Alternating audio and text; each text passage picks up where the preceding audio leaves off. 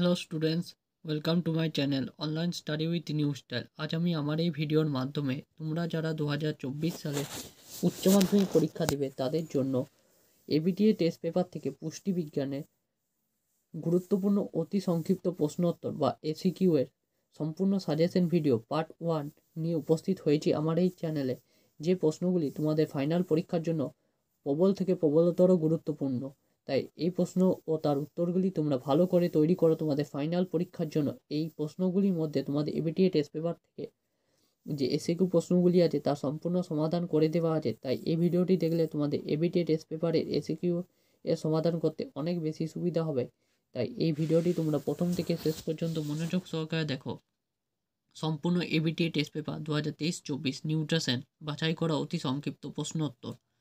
প্রথম প্রশ্ন কি আছে দেখো, আইডিডি বলতে কি বোঝায়? উত্তরটা তোমরা লিখবে। আইডিডি কথাটি সম্পূর্ণ নাম হলো আয়োডিন ডেফিসিয়েন্সি ডিসঅর্ডার, অর্থাৎ আয়োডিনের অভাবজনিত রোগ। উদাহরণ গলগণ্ড হলো আয়োডিনের অভাবজনিত একটি রোগ। দ্বিতীয় প্রশ্ন, এফটিটি কি? খুব গুরুত্বপূর্ণ প্রশ্ন। এফটিটি হলো ফেলিওর টু থ্রাইভ, অর্থাৎ শিশুর ত্রুটিপূর্ণ আহারজনিত বৃদ্ধিতে ব্যর্থতা সংক্রান্ত সমস্যা। 3 নম্বর প্রশ্ন, এসডিএ এর সম্পূর্ণ নাম স্পেসিফিক ডাইনামিক অ্যাকশন। 4 নম্বর প্রশ্ন, এভিএ কি? যে পদ্ধতিতে শ্রবণ ও দর্শন উভয়ের মাধ্যমে শিক্ষাদান করা হয় তাকে অডিও ভিজুয়াল অ্যাডস বা এভিএ বলে। 5 নম্বর প্রশ্ন, স্টিক ওয়াটার কাকে বলে? তোমরা সকলেই জানো উত্তরটি, তাও আমি করে দিয়েছি এখানে। উত্তরটা তোমরা লিখবে। অতিরিক্ত চর্বিযুক্ত মাছ থেকে চর্বি দূর করার জন্য প্রথমে মাছকে হালকা সেদ্ধ করা হয়, তারপর মাছের উপর চাপ দিয়ে জল ও তেল বের করা হয়। মাছের থেকে বের হওয়া এই তেল ও জলের মিশ্রণকে বলা হয় স্টিক ওয়াটার। খুব গুরুত্বপূর্ণ প্রশ্ন। 6 নম্বর প্রশ্ন, অবস্ট্রাকটিভ জন্ডিস কাকে বলে? তোমাদের ভিডিও চলাকালীন একটা কথা বলি, তোমরা যারা ভিডিওগুলি দেখছো তোমরা অতি অবশ্যই এই চ্যানেলটিকে সাবস্ক্রাইব করো, কারণ তোমাদের কথা মতোই আমি এবিটিএ টেস্ট পেপারের এসিকিউ এর সমাধান নিয়ে চলে এসেছি। তাই তোমরা এই ভিডিওটি সকলে দেখো এবং বন্ধুবান্ধবদের শেয়ার করে দাও এবং তাদেরও বলো তারা যাতে এই চ্যানেলটিকে সাবস্ক্রাইব করে। আমার এই চ্যানেলটি 1 বছর হতে যাচ্ছে, তাই তোমাদের সকলের কাছে রিকোয়েস্ট তোমরা প্লিজ এই চ্যানেলটিতে 1000 সাবস্ক্রাইবার আর 4000 ঘন্টা ওয়াচ টাইমটা পূরণ করে দাও, যেটা একমাত্র উপায় হলো তোমাদের কাছে আছে সেইটি। তোমরা ভিডিওগুলি বেশি বেশি পরিমাণে দেখো এবং চ্যানেলটিকে সাবস্ক্রাইব করে আমার পাশে থাকো, কারণ এই প্রশ্ন ও তার উত্তরগুলি এবিটিএ টেস্ট পেপার থেকে আমাকে বাছাই করতে হয়েছে, তারপর টাইপিং করতে হয়েছে, যেটি অনেক সময় সাপেক্ষ।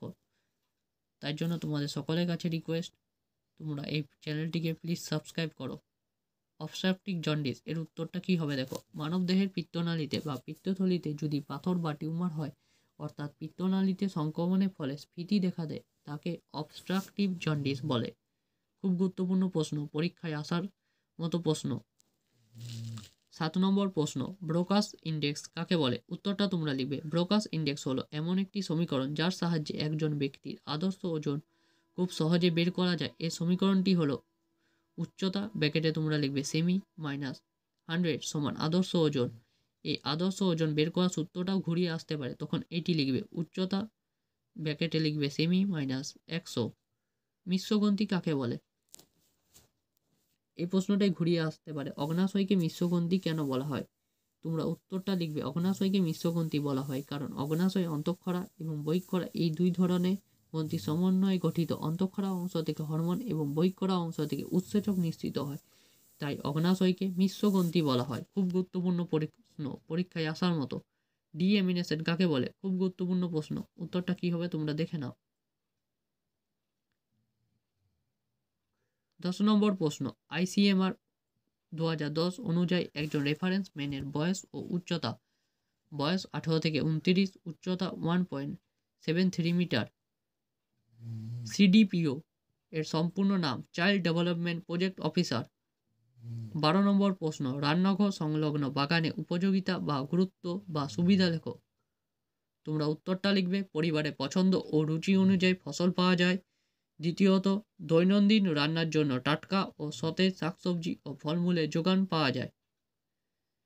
13 নম্বর প্রশ্ন, অনুপূরক খাদ্য কাকে বলে? খুব গুরুত্বপূর্ণ প্রশ্ন এবং পরীক্ষায় আসার মতো প্রশ্ন। এই প্রশ্নটি তোমরা WBT টেস্ট পেপার বা WBH টেস্ট পেপারেও প্রায় পাবে।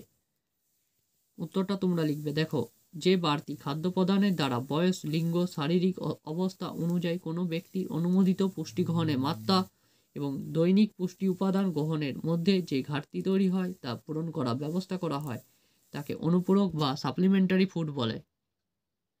ভিনিগারের রাসায়নিক নাম ও সংকেত। রাসায়নিক নাম লিখবে অ্যাসিটিক অ্যাসিড, সংকেত CH3COOH।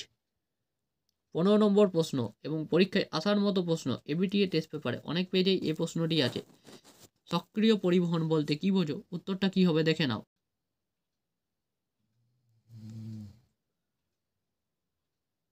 পরের প্রশ্ন, টপ মিল্ক বলতে কি বোঝো? উত্তরটা কি হবে দেখে নাও।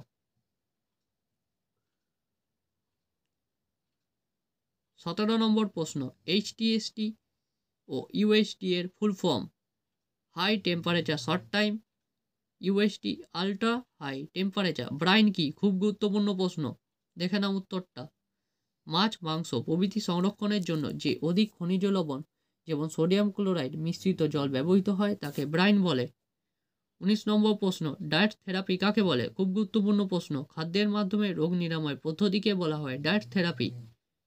20 নম্বর প্রশ্ন, ভেগানস কাকে বলে? খুব গুরুত্বপূর্ণ প্রশ্ন, উত্তরটা তোমরা লিখবে যেসব ব্যক্তি সব ধরনের প্রাণীজ খাদ্য বর্জন করে এমনকি দুধও খায় না তাদেরকে ভেগানস বলে। 21 নম্বর প্রশ্ন, চাইনিজ খাদ্যে ব্যবহৃত ক্ষতিকারক পদার্থটির নাম। এই প্রশ্নটি তোমাদের এমসিকিউ প্রশ্নতে আছে, উত্তরটা হবে মনোসোডিয়াম গ্লুটামেট। যক্ষা রোগের জীবাণুর নাম লেখো। খুব গুরুত্বপূর্ণ প্রশ্ন, উত্তরটা তোমরা লিখবে মাইকোব্যাকটেরিয়াম টিউবারকুলোসিস। MDM প্রকল্প কত সালে চালু হয়? খুব গুরুত্বপূর্ণ প্রশ্ন, পরীক্ষায় আসার মতো প্রশ্ন। 24 নম্বর প্রশ্ন, খাদ্য বিনিময় তালিকা কি? উত্তরটা কি হবে দেখে নাও। 25 নম্বর প্রশ্ন, কোলোস্টাম ও পরিণত দুধের মধ্যে পার্থক্য কি? উত্তরটা কি হবে দেখে নাও। 26 নম্বর প্রশ্ন, অ্যামিনো অ্যাসিড ভান্ডার বলতে কি বুঝাও? উত্তরটা তোমরা লিখবে বিভিন্ন শারীরবৃত্তীয় প্রক্রিয়ায় ব্যবহৃত হওয়ার পর যে পরিমাণ অ্যামিনো অ্যাসিড রক্তে সঞ্চিত থাকে তাকে অ্যামিনো অ্যাসিড ভান্ডার বলে। 27 নম্বর প্রশ্ন, রেফারেন্স ম্যান বলতে কি বোঝো? উত্তরটা তোমরা দেখো কি হবে। ICMR 2010 অনুযায়ী কোনো পুরুষ যার বয়স 18 থেকে 29, যেটি তোমাদের এখানে ঘুরিয়ে দিতে পারে MCQতে, যে ICMR 2010 অনুযায়ী কোনো রেফারেন্স ম্যানের বয়স কত বা উচ্চতা কত বা ওজন কত বা BMR কত হয়।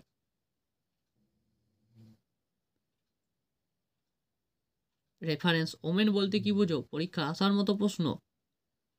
অ্যামিনো অ্যাসিড ভান্ডার বলতে কি বোঝো? যে প্রশ্নটা বহু পেজে রিপিট হয়েছে তাই জন্য দিয়ে রেখেছি। গোবি সম্পর্কে কি জানো? খুব গুরুত্বপূর্ণ প্রশ্ন।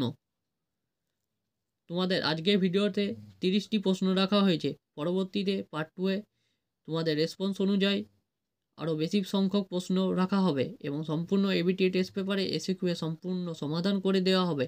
তাই অতি অবশ্যই তোমাদের সকলের কাছে রিকোয়েস্ট করছি আবারও, আমি তোমাদের ইউটিউবে প্রথম এবিটিএ টেস্ট পেপারে সম্পূর্ণ MCQ সমাধান করে দিয়েছি, তা এবার MCQ সমাধানও করে দেবো।